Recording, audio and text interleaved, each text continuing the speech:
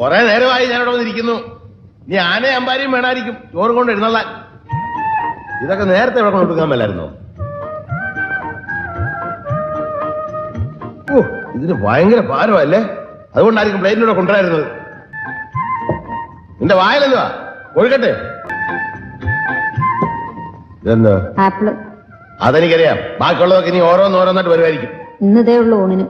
അതെന്താ ചോറും കറിയൊന്നും വെച്ചില്ലേ? ഇല്ല, ഇതും നിന്ന് വെള്ളവും കുടിച്ചാൽ മതി. വേണേ രണ്ടെണ്ണോട് തരാം. അത് നിന്റെ മറ്റവനോട് കൊടുത്താൽ മതി. നിന്റെ ഇഷ്ടത്തിന് എനിക്കൊന്നും ചെയ്തു തരാനല്ല കാശ് ഇവിടെ നിർത്തിയിരിക്കുന്നത്. എന്തോന്നാ നിനക്ക് ഇവിടെ ഇത്ര മലമറിക്കുന്ന പണി? മലമറിക്കാൻ എത്രയും പ്രയാസമല്ലേ? തർക്കുത്തരം പറയുന്നോ?